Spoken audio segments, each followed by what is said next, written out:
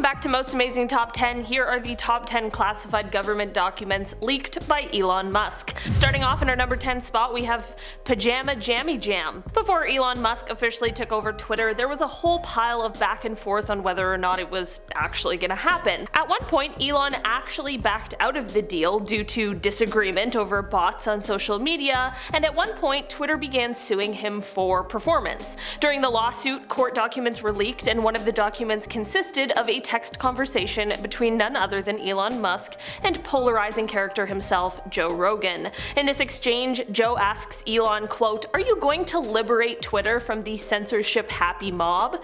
Elon replies, quote, "I will provide advice which they may or may not choose to follow." Rogan hits back with a quote, "I really hope you get Twitter. If you do, we should throw a hell of a party." And Elon replies with, quote, "Why throw a party when you can have a Pyjama Jammy Jam?" The more I read through Elon's leaked texts, the more I realize that he texts, and for that matter tweets, some very strange things. In our number 9 spot today, we have the take private deal. This leaked conversation initially came to light as part of the lawsuit between shareholders and Elon Musk. Back in 2018, Elon considered the possibility of bringing Tesla funding in privately, and he told investors through a tweet that read, quote, "Am considering taking Tesla private at 420, funding secured." This led to the Security and Exchange Commission, or the SEC, ruling that Elon had not only exaggerated, but that he had misled shareholders when he said that the funding was secured. Elon publicly spoke against this, but in the end, Tesla and Elon reached a settlement with the SEC, which saw Elon stepping down from the role of chairman of the board, and Tesla and Musk had to each pay $20 million in fines. Elon actually ended up making money from this deal, but that's not even what I want to talk about today. Another part of the settlement was that Elon and Tesla had to agree to have Elon's tweets reviewed by Tesla's legal department to see if they are material to the company. Here's the thing, Elon swears he didn't lie about the funding and that the settlement was purely just to save Tesla. These texts that were leaked ended up showing some partial truth to Elon's story. It became clear that he had a meeting with Saudi Arabia's Public Investment Fund, or PIF, and the text showed a conversation between him, his associates, and the head of PIF as well as his associates. This is when it came to light that Musk must have taken this meeting with PIF seriously enough to believe that the funding was secured, but the SEC obviously disagreed with the level of commitment that was shown at the time. This agreement on how serious the meeting was led to a very heated text exchange between Elon and the head of PIF, where Elon threatened to never speak to him again. In our number 8 spot today, we have company cuts. Before the Twitter takeover was fully official, there were many talks of massive company cuts coming their way, no matter who owned the company. Near the end of October, Elon told prospective investors that he planned to get rid of around 75% of Twitter's 7,500 workers, dropping the number to just 2,000 staff members. Even if Musk's deal fell through, however, big cuts were likely still on the horizon. The previous management of Twitter apparently planned to cut the company's payroll by about $800 million by the end of next year, and that would mean that about a quarter of the original workforce would be out of work, according to corporate documents as well as interviews conducted with company members. The cuts didn't stop at just staffing though, they also included cuts to the data center that keep the site functioning for the high amount of users that it sees every day.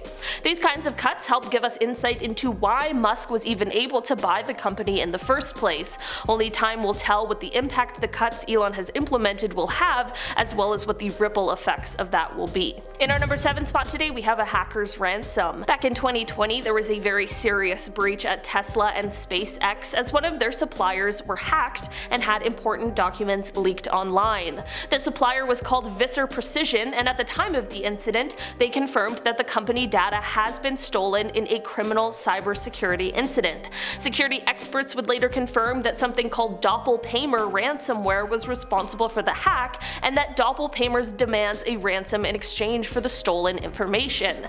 These weren't the only companies targeted, however, as documents from Boeing and Lockheed Martin were also on the site.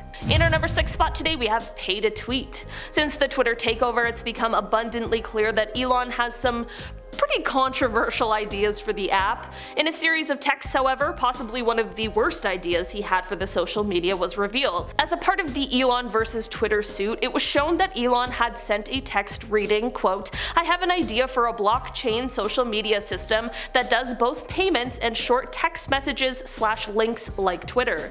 You have to pay a tiny amount to register your message on the chain, which will cut out the vast majority of spam and bots. There's no throat to choke, so free speech is guaranteed." A few days later, he then expanded on the idea, writing, quote, "My plan B is a blockchain-based version of Twitter where the quote-unquote tweets are embedded in the transaction of comments. So you'd have to pay maybe 0.1 Doge per comment or repost of that comment." Yes, this does mean that Elon had the idea to make people pay Dogecoin just to tweet.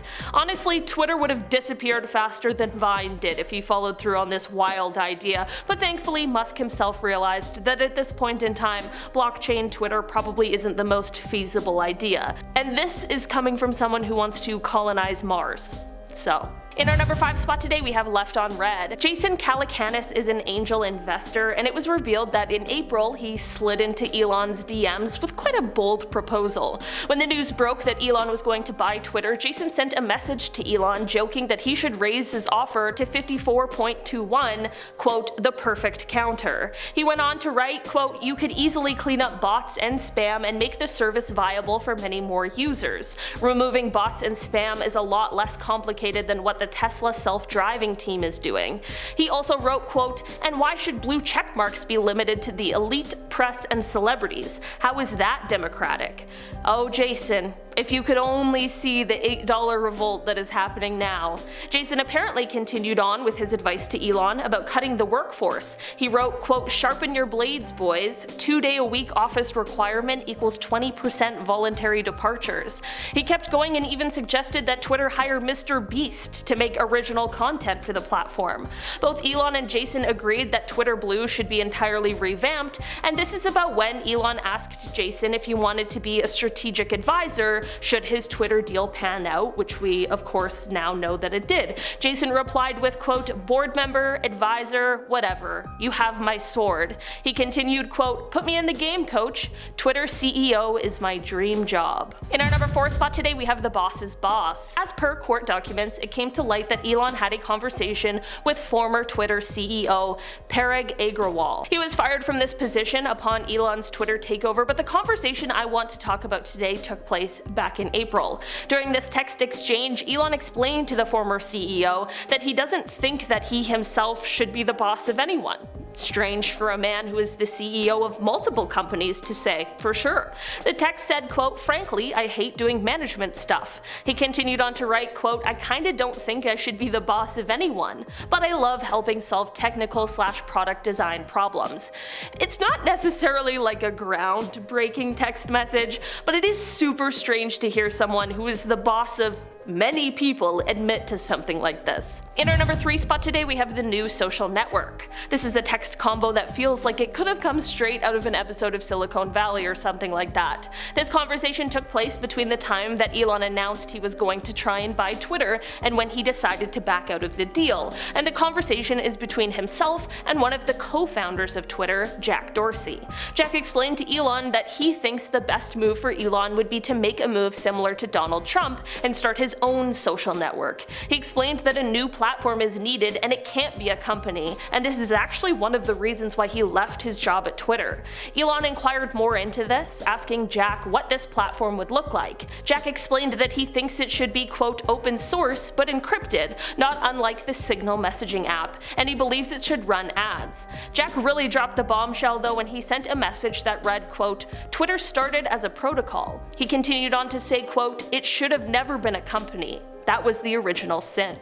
In our number 2 spot today, we have the advice for Elon. This conversation is one between Musk and Joe Lonsdale, who is the co-founder of Palantir, a public American software company that specializes in big data analytics. To begin their unredacted conversation, Joe praised Elon for buying stake in the company and joining the board, but he quickly took to offering his opinions and takes on some of the issues Musk had raised. Specifically, he wanted to discuss thoughts on censorship decisions. He has said said to have wrote, quote, "The lefties on the board likely want plausible deniability," jokingly to Elon, and Musk's response might as well have been nothing. Rather than responding, Elon just liked the message.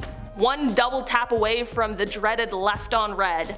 To make this whole exchange even more awkward, Joe later texted Musk to inform him that he'd been on the phone with Florida Governor Ron DeSantis. He apparently was attempting to offer Elon a line of communication to the politician, to which Elon replied, quote, "Haha, cool."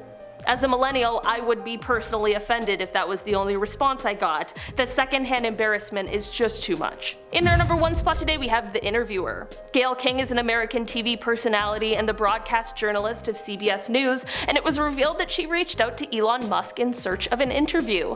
After news of the potential Twitter deal went public, she reached out to Elon to let him know that she was in favor of an edit button for Twitter. We all say we regret, want to take back in the heat of the moment. Fair enough, Gayle, but things got even weirder in this text exchange after the news broke that Musk wasn't going to join the Twitter board after all. She sent a message that read, quote, "Elon, you buying Twitter or offering to buy Twitter? Wow." She went on to say, quote, "Now, don't you think we should sit down together face to face? This, as the kids of today say, a gangsta move. I don't know how shareholders turn this down. Like I said, you are not like the other kids in the class." Gayle, I'm not entirely sure the kids are saying that about Elon's Twitter takeover, or really about anything for that matter. Alright guys, that has been our list for today. Thanks so much for checking it out. I've been your host today, Olivia Kozlowski, and I will see you again soon. Bye.